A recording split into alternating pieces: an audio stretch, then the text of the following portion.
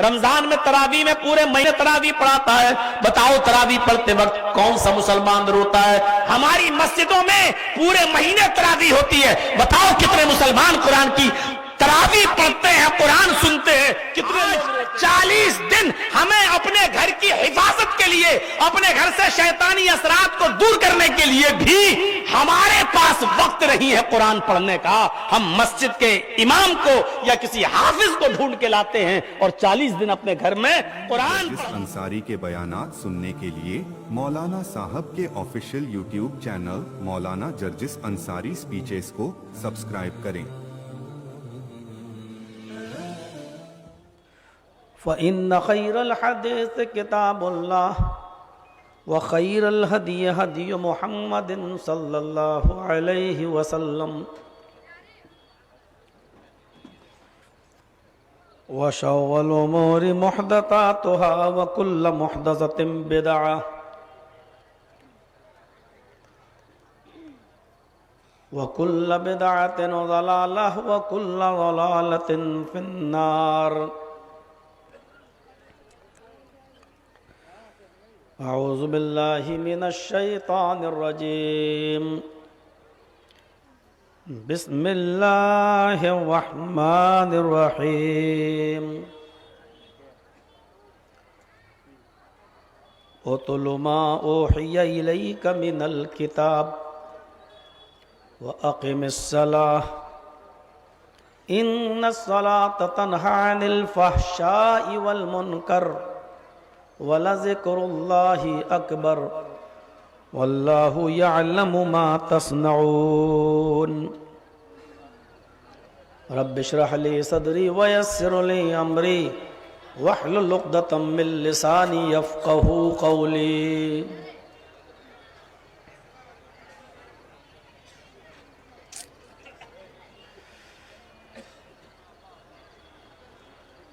Stage پر بیٹھے ہوئے معزز و موقر علماء کرام، بالخصوص فضیلت الشیخ مولانا ضیاء الحق صاحب،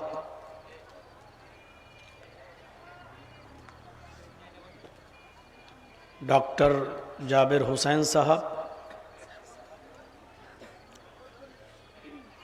مدرسے کی کمیٹی کے پریزیڈنٹ، مدرسے کے ناظم اور منجلہ ڈی اور اس کے ارد و گرد سے قرب و جوار سے تشریف لائے ہوئے معزز سامعین حضرات، پردہ نشین اسلامی خواتین، ماں اور بہنوں، بہت ہی خوبصورت یہ پروگرام آپ نے یہاں منعقد کیا ہے. اس میں کوئی شک نہیں کہ آپ اور آپ کی مدرسے کی کمیٹی نے بہت ہی امیدوں کے ساتھ اس اجلاس کو یہاں منعقد کروایا ہے. اور یہ میں جانتا ہوں کہ مجھ سے یہ 22 فروری کی ڈیٹ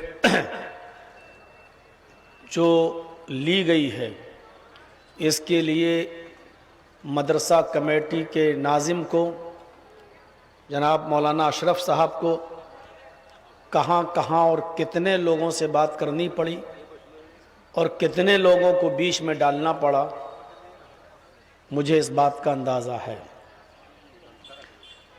تب جا کر یہ ڈیٹ ملی تھی اور بہت ہی اچھا نظم و نسق آپ نے کیا بھی تھا، لیکن انسان کوششیں کرتا ہے اور اس کے انجام کو اللہ کے سپرد کر دیتا ہے. حضرت ابراہیم علیہ السلام نے پوری زندگی دعوت و تبلیغ کا فریضہ انجام دیا، لیکن ان کے اوپر کوئی بھی ایمان نہیں لایا.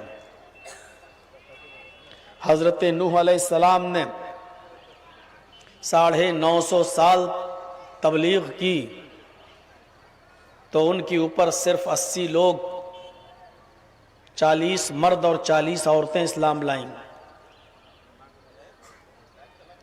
کہنے کا مقصد یہ ہے کہ کوششیں انسان کرتا ہے اور ان کوششوں کو بروئے کار اللہ کی ذات لاتی ہے۔ یقیناً آپ نے محنت کی اور آپ اس کے مبارکبادی کے مستحق بھی ہیں، لیکن اللہ رب العالمین کو کچھ اور منظور تھا، اور ہلکی پھلکی بارش اور اس کے قطرات آئے، بہت سے لوگ چلے بھی گئے، اور جلسہ جس طریقے پر ہونا چاہیے تھا بہرحال اس طریقے سے نہیں ہو سکا۔ پھر بھی آپ بیٹھے ہیں یہاں، اور پنڈال میں جہاں تک میری نظر جا رہی ہے آپ کی اچھی خاصی تعداد ابھی بھی بیٹھی ہوئی ہے۔ میرے بھائیوں، ڈاکٹر جابر صاحب نے ابھی آپ کے سامنے خطاب کیا، اور وقت کی نزاکت کو دیکھتے ہوئے مختصر انداز میں مگر جامع باتیں آپ کے سامنے کی، اور انہوں نے سورہ احزاب کی آیت نمبر 35 سے 10 اوصاف بتائے ہیں۔ یہ مسلمانوں مومنوں کے اندر یہ وصف یا اوصاف پائے جانے چاہیے، اور ان اوصاف کو جن کے اندر وہ 10 صفتیں پائی جائیں گی، اللہ رب العالمین نے ان کو مغفرت کی خوشخبری سنائی ہے کہ ان کی مغفرت ہے۔ میں نے جو آیت کریمہ آپ کے سامنے تلاوت کی ہے، اس آیت کریمہ کے اندر اللہ تبارک و تعالی نے 2-3 چیزوں کی طرف اشارہ کیا ہے، وہ بھی ہمارے لیے نہایت ہی ضروری ہے۔ پہلی چیز بتائی ہے تلاوت قرآن پاک، دوسری چیز بتائی ہے اقامت صلاۃ، اور تیسری چیز بتائی ہے ذکر الہی۔ آج میں آپ کو تھوڑا سا اس چیز سے جوڑنے کی کوشش کروں گا کہ اللہ رب العالمین نے اس آیت کے اندر تلاوت قرآن کا جو حکم دیا ہے اس کا مقصد کیا ہے، اقامت صلاۃ کا جو حکم دیا ہے اس کا معنی کیا ہے، اور ذکر الہی سے کیا مطلوب ہے۔ اتلو ما اوحی الیک من الکتاب، پہلے اس کے ترجمے پر غور کیجئے۔ آئے محمد صلی اللہ علیہ وسلم، آپ تلاوت کیجئے اس کتاب کی جو آپ کی طرف وحی کی گئی، جو آپ کی طرف نازل کی گئی، یعنی قرآن کی۔ ذہن بنائیے گا، اللہ نے قرآن پڑھنے کا حکم نہیں دیا بلکہ تلاوت کا حکم دیا ہے۔ تلاوت کس کو کہتے ہیں اور قرآن کا پڑھنا کیا ہے، آج یہ سمجھانے کی کوشش کروں گا مختصراً۔ پھر دوسری جگہ اللہ نے کہا، دوسرا ٹکڑا، وَأَقِمِ الصَّلَاةَ، نماز قائم کرو۔ یہاں بھی اللہ نے یہ نہیں کہا کہ نماز پڑھو، اللہ نے کہا نماز قائم کرو۔ نماز کا پڑھنا کیا ہوتا ہے اور نماز کا قائم کرنا کیا ہے، آج مختصراً اختصار کے ساتھ میں اس کو بھی بتانے کی کوشش کروں گا۔ ہم نماز پڑھتے ہیں یا قائم کرتے ہیں، ہم قرآن پڑھتے ہیں یا تلاوت کرتے ہیں، اور تیسری چیز اللہ نے فرمائی وَلَا ذِكْرُ اللَّهِ أَكْبَرُ، اللہ کا ذکر بڑی بلند چیز ہے، بہت بڑی چیز ہے، یعنی اٹھتے بیٹھتے چلتے پھرتے کھاتے پیتے اللہ کا ذکر کرتے رہو۔ ذکر الہی کیا ہے؟ وَلَا ذِكْرُ اللَّهِ أَكْبَرُ، اللہ کا ذکر بہت بڑی چیز ہے۔ وَاللَّهُ يَعْلَمُ مَا تَصْنَعُونَ، اور دنیا میں جو تم کرتے ہو اللہ ان کو جانتا ہے۔ جو کچھ بھی تم کرتے ہو، اچھا برا، جو کچھ بھی تم دنیا میں کر رہے ہو، اللہ پتھر کی کوئی مورتی نہیں ہے کہ اس کو لات مارو تو گر جائے، ہتھوڑا مارو تو ٹوٹ جائے، کچھ بھی کرتے رہو تو فرق نہیں پڑے ہیں، وہ آپ کو جواب نہ دے تو اللہ کو پتھر کی مورتی کی طرح مت سمجھ لینا. واللہ یعلم ما تصنعون، تم جو کچھ بھی اس دھرتی پر کرتے ہو اللہ اس سے واقف ہے، اللہ اس سے باخبر ہے. 3 چیزیں. قرآن کا پڑھنا الگ چیز ہے. ابھی رمضان کا مہینہ آ رہا ہے نا، آپ دیکھیے گا مسجدوں میں تراویحاں ہوں گی. اکثر مسجدوں میں پورے مہینے تراویح ہوتی ہیں اور آخری رمضان سے، روزے سے پہلے قرآن مکمل ہوتا ہے. کچھ مسجدوں میں 10 15 20 دن میں قرآن مکمل ہوتا ہے.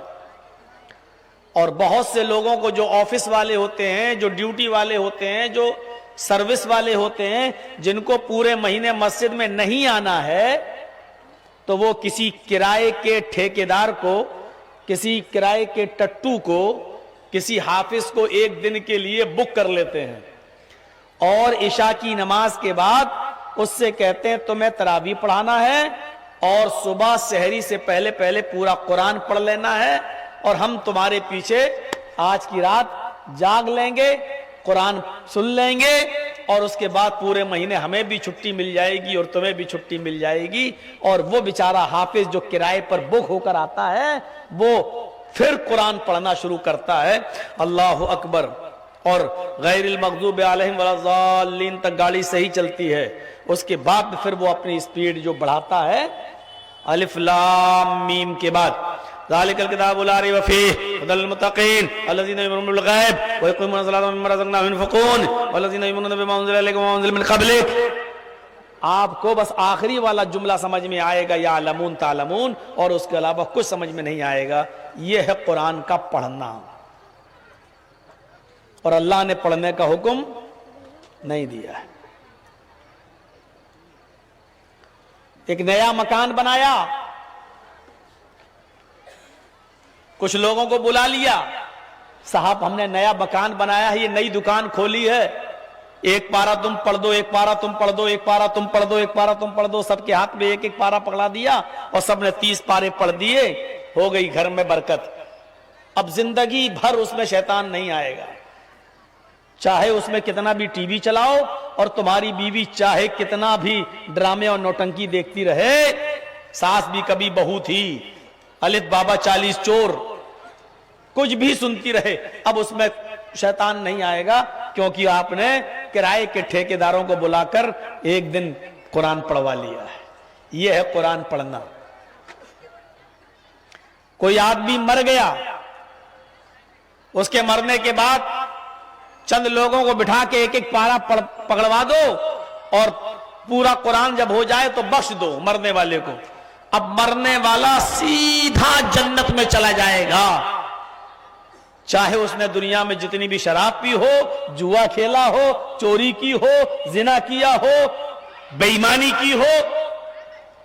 ان بچوں پر تو کنٹرول کرو، اب تو زیادہ بھیڑ نہیں رہ گئی ہے. ان رضاکار لوگوں ان سے کہو کہ یہ تو جائیں، شور نہ کرو.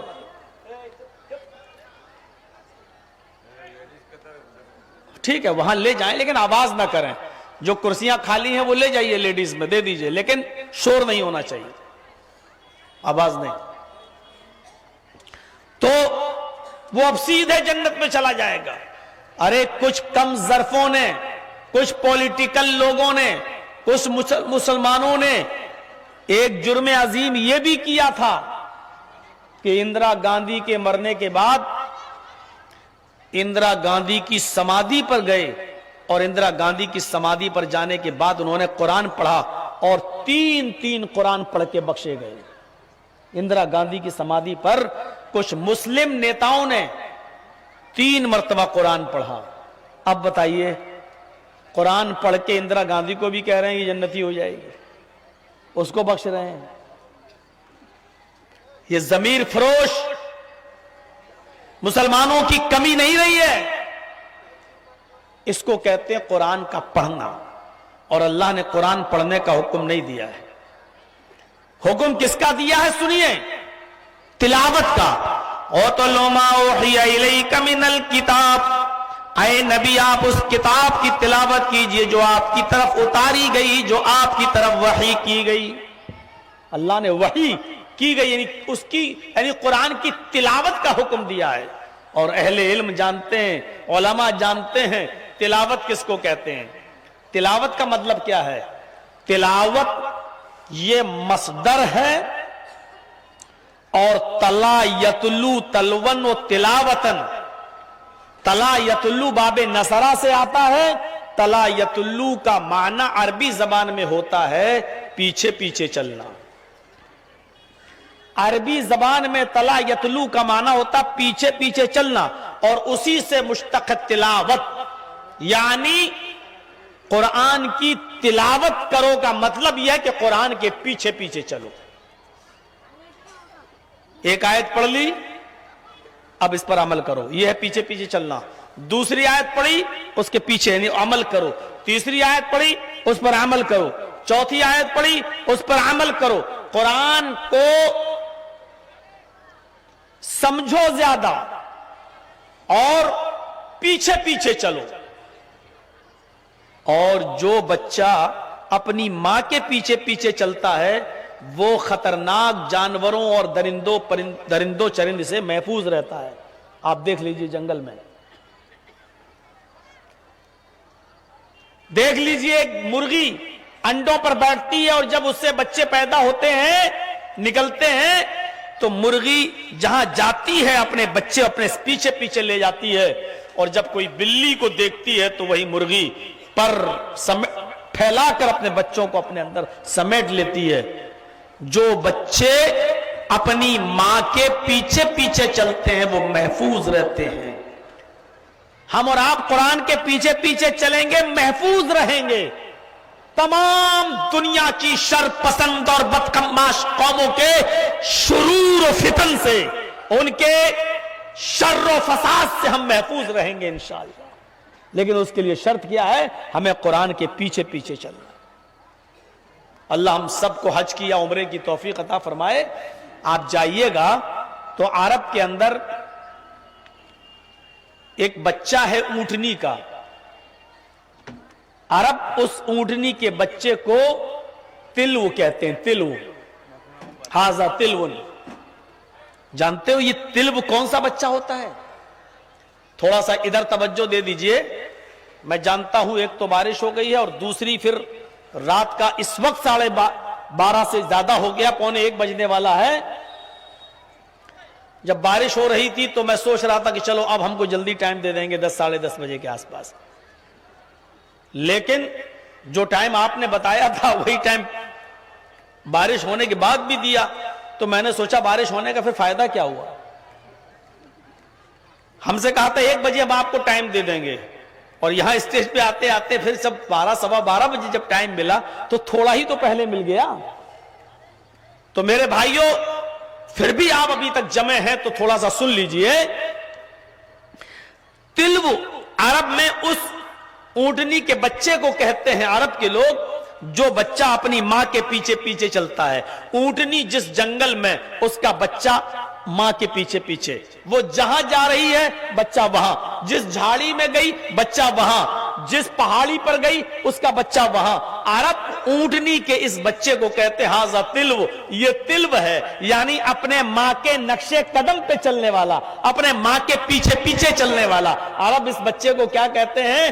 تلو، اپنے ماں کی فرما برداری کرنے والا، اپنے ماں کے قدم پر چلنے والا، اپنے ماں کے نقشے پا پہ چلنے والا، اپنے ماں کے نقشے قدم پہ چلنے والا۔ اس بچے کو عرب کیا کہتے ہیں؟ تلو۔ اسی تلو سے بنا ہے تلاوت۔ جس طرح اونٹنی کا بچہ اپنی ماں کے پیچھے پیچھے چلتا ہے اور وہ خطرناک جانور شیر اور بھیڑیے جیسے خطرناک جانوروں سے محفوظ رہتا ہے، اسی طریقے سے تم قرآن کی تلاوت کرو گے تو دنیا کی ساری قوموں کے شر سے اور ان کے فتنے سے محفوظ رہو گے۔ ہم تمہاری حفاظت فرمائیں گے۔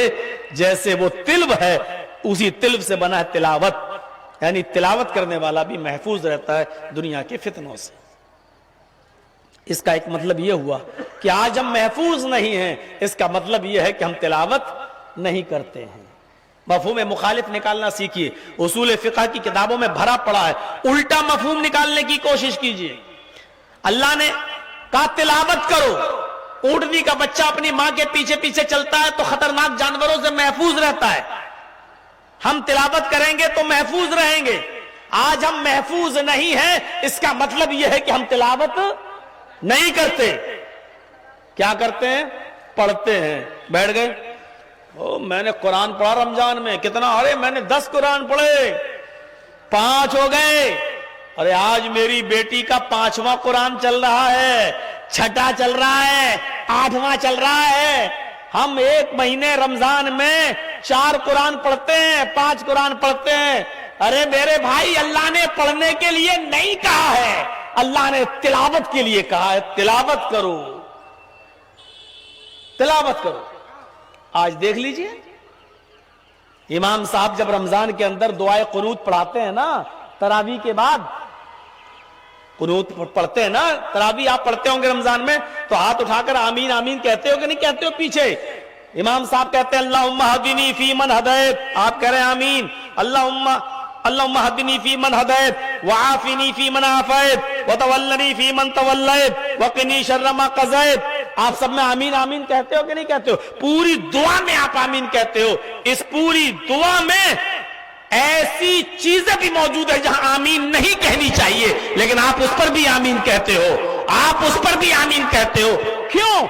इसलिए कि हम अरबी से वाकिफ नहीं है, हम जानते नहीं है कि कहां आमीन कहना चाहिए और कहां नहीं कहना चाहिए। मेरे भाइयों, यही हाल कुरान के पढ़ने का है। हम पढ़ रहे हैं, हमें मालूम नहीं है कि कुरान कहां हमें जाने का हुक्म दे रहा है, कहां जाने से रोक रहा है, हमें पता नहीं है, इसलिए हम पढ़ रहे हैं। कुरान ने पढ़ने के लिए नहीं कहा है, कुरान ने तिलावत करने के लिए कहा है। कुरान ने तिलावत करने, सऊदी अरब में जब आप जाएंगे, उम्रा करेंगे, रमजान के महीने में देखिए इमाम हरम तिलावत कर रहे होते हैं, और जब आयात जहन्नम पर पहुंचते हैं तो नमाज पढ़ाते पढ़ाते रोने लगते हैं। और आप देखिए खाने काबा के अंदर कितने लोग रोते हैं। वो सब अरबी लोग होते हैं जो रोते हैं, इसलिए कि वो अरबी में कुरान की आयतों का माना समझ रहे हैं। जहन्नमी आयात जहन्नम का माना समझ रहे हैं। अजाब, जहन्नम के अजाब का जिक्र हो रहा है, इसलिए वो समझ रहे हैं, इसलिए वो रो रहे हैं। मेरे भाइयों, बताओ, यहां इमाम पूरा कुरान पढ़ाता है, रमजान में तरावी में पूरे महीने तरावी पढ़ाता है। बताओ, तरावी पढ़ते वक्त कौन सा मुसलमान रोता है? हमारी मस्जिदों में पूरे महीने तरावी होती है। बताओ, कितने मुसलमान कुरान की तरावी पढ़ते हैं, कुरान सुनते हैं, कितने लोग रोते? नहीं रोते। इसलिए नहीं रोते क्योंकि उनको मालूम ही नहीं है आयात जहन्नम कहां है, आयात अजाब कहां है। जब हमें मालूम ही नहीं है तो हम रोते नहीं है, और जब रोते नहीं है तो इसलिए हमारी नमाजें हमारे ऊपर असरअंदाज नहीं होती, हमें मालूम ही नहीं। किताब, उस किताब की तिलावत कीजिए जो आपकी तरफ नाजिल की गई है। मैंने कहा था इख्तिसार के साथ बताऊंगा, आप समझ गए होंगे कुरान पढ़ना क्या होता है और कुरान की तिलावत क्या होती है। कुरान पढ़ना ये होता है, लेके बैठ गए, बिस्मिल्लाहिर्रहमानिर्रहीम, अलिफ लाम मीम, ज़ालिकल किताबुल ला रैब फीहि हुदल लिलमुत्तक़ीन अल्लज़ीना युमिनूना बिल ग़ैबि व युक़ीमूना सलाता व मिम्मा रज़क़नाहुम युनफ़िक़ून। पढ़ लीजिए, 2 पारा पढ़ के हट जाइए, फिर 1 घंटे बाद फिर पढ़िए, और एक दिन में 10 पारे पढ़े, दूसरे दिन में फिर पढ़े, तीसरे दिन में फिर पढ़े। पूरे महीने 3 दिन में पूरा कुरान पढ़ तो लिया आपने, पूरे महीने में 10 कुरान पढ़ तो लिया आपने, लेकिन माफ कीजिएगा, पढ़ा है आपने, तिलावत नहीं किया आपने, तिलावत नहीं किया। और तिलावत करने वाले लोग कौन होते हैं? अल्हम्दुलिल्लाहि रब्बिल आलमीन। अल्लाह ने रब्बुल आलमीन क्यों कहा है? अल्लाह रब्बुल आलमीन है, रब के माना पालने वाला है, वो सारी कायनात को पालता है। अच्छा, इसका मतलब यह है कि वो इंसानों को भी पालता है, हैवानों को भी पालता है, दोस्तों को भी देता है, दुश्मनों को भी देता है, मुसलमानों को भी पालता है और काफिरों को भी पालता है। उसकी नजर में ऐसा नहीं है कि वो सिर्फ अपनी नियामतों से गैर मुस्लिमों को फायदा ना पहुंचाओ, मुसलमानों को दे, ऐसा नहीं। परवरिश का मतलब सबकी। ये सूरज निकलता है तो इसकी रोशनी सिर्फ मुसलमानों को नहीं मिलती है, हिंदुओं के खेत में भी जाती है, सिखों के खेत में भी जाती है, ईसाइयों के और यहूदियों के खेत में भी जाती है। आसमान से जब बारिश होती है तो हिंदुओं, मुसलमानों, सिखों और ईसाइयों सबके खेत से अनाज पैदा होता है। وہ کھلاتا ہے تو سب کو کھلاتا ہے. یہ چیز تو ہمیں یہ بتلا رہی ہے کہ انسانیت کے ناطے کسی پر ظلم نہیں ہونا چاہیے. جب اللہ کی نظر میں ظلم، اللہ کسی پر ظلم نہیں کرتا تو ہمیں بھی نہیں کرنی چاہیے. ہمیں بھی مدد کرنی چاہیے، چاہے وہ ہندو ہو یا مسلمان، سکھ ہو یا عیسائی. ہم یہ سبق ملتا ہے. اب جو قرآن کی تلاوت کرے گا وہ سوچے گا کہ رب العالمین کا معنی کیا ہے. حضرت ابراہیم علیہ السلام نے ایک بوڑھے مجوسی کو اپنے دسترخوان پہ کھانا کھلایا. بیٹھو کھانا کھاؤ. اور جیسے ہی اس نے لقمہ اٹھایا اور کہا بسم النار، آگ کے نام سے شروع کرتا ہوں. ابراہیم علیہ السلام نے کھانے کا لقمہ پکڑا ہے، وہ رکھ رکھ رکھ دسترخوان پہ رکھ. یہ لقمہ، یہ کھانا میرے رب نے، میرے اللہ نے دیا ہے، اس پر نام میرے اللہ کا لیا جائے گا. آگ کا نام لیتے ہو؟ اس نے کہا میں تو آگ کی پوجا کرتا ہوں، میرا خدا تو آگ ہے، میں آگ کا نام لے کے کھاؤں گا. ابراہیم علیہ السلام نے کہا تو جاؤ آگ سے مانگ لو، یہ کھانا میرے رب نے دیا ہے، ہم تمہیں نہیں دیں گے. اگر کھانا ہے تو میرے خدا کا نام لو. چھوڑ دیا بڈھا، چلا گیا. اللہ نے آسمان سے جبرائیل کو بھیج دیا.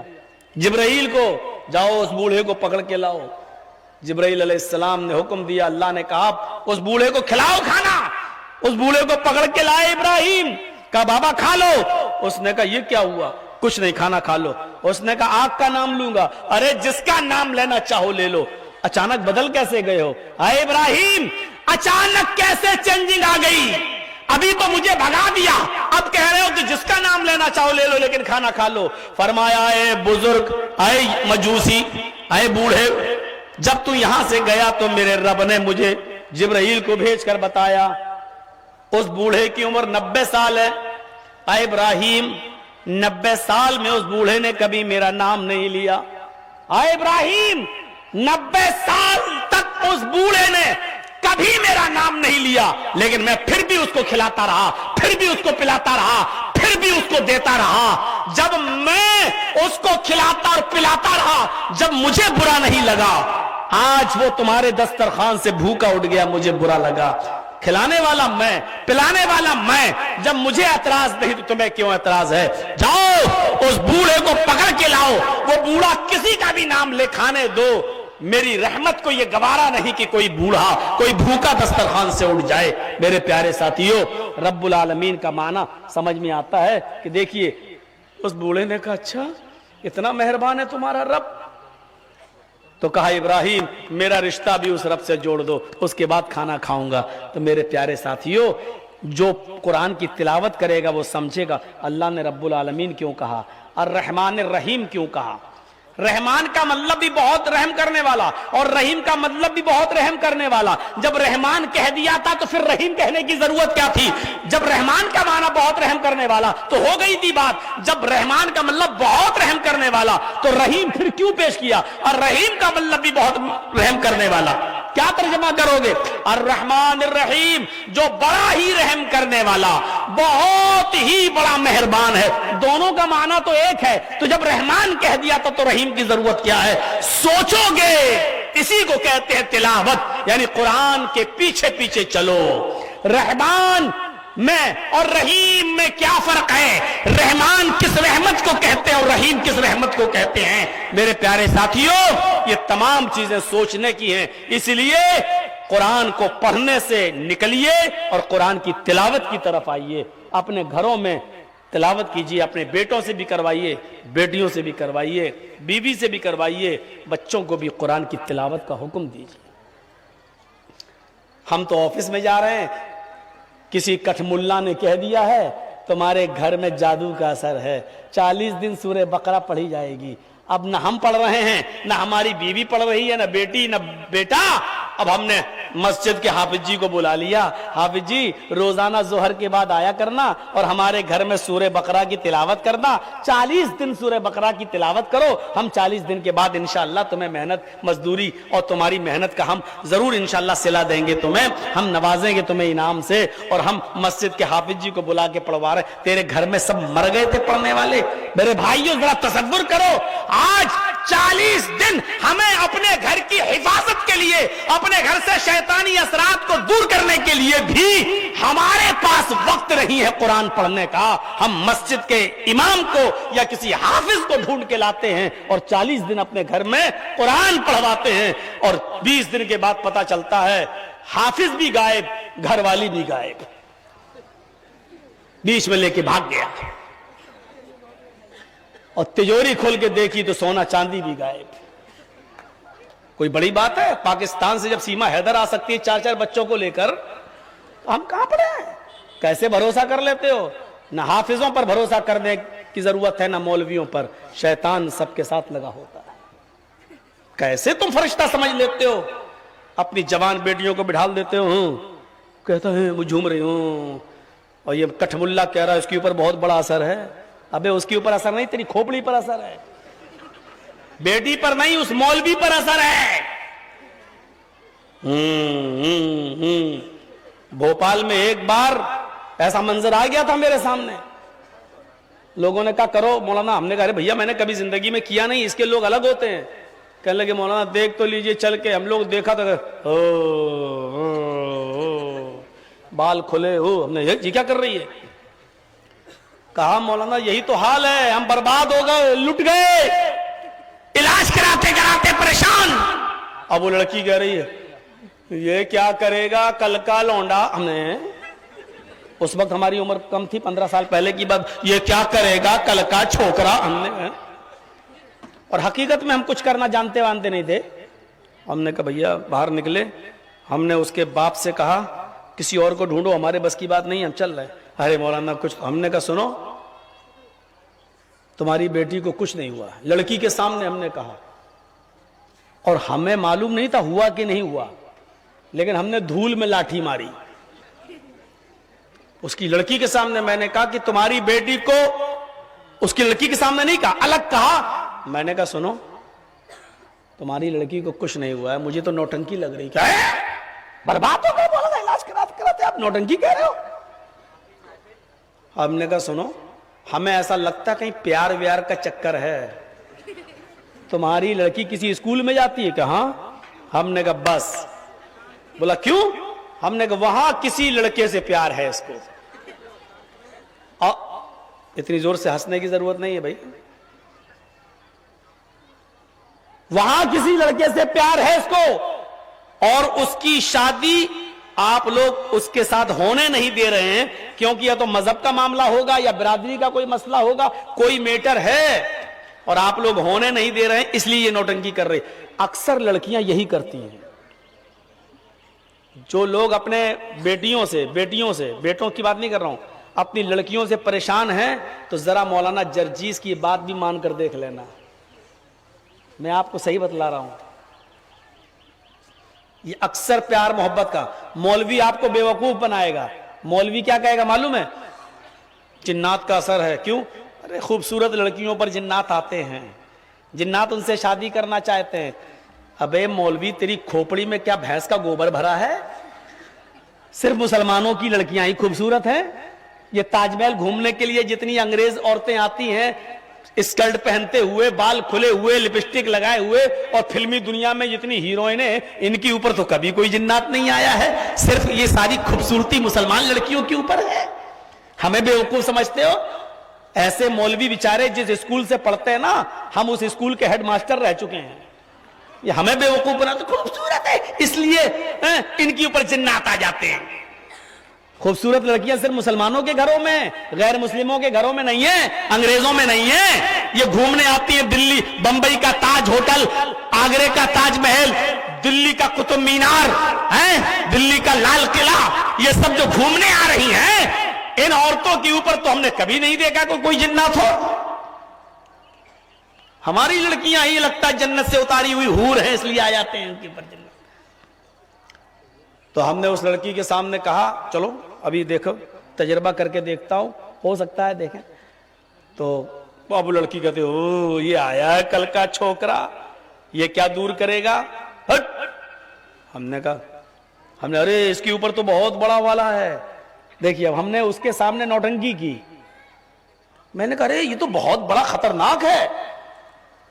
हमने कहा तेल लाओ, 1 किलो सरसों का तेल मंगाया, कढ़ाई पे रखा, उस लड़की के सामने स्टोव जलवाया, पहले स्टोव चलते थे, गैस चूल्हे तो अब आए हैं, स्टोव जलवाया और कढ़ाई में तेल जब खौलने लगा, उबलने लगा, फेना देने लगा, तब मैंने लड़की के भाइयों से कहा कि अपनी बहन के हाथ पैर पकड़ो।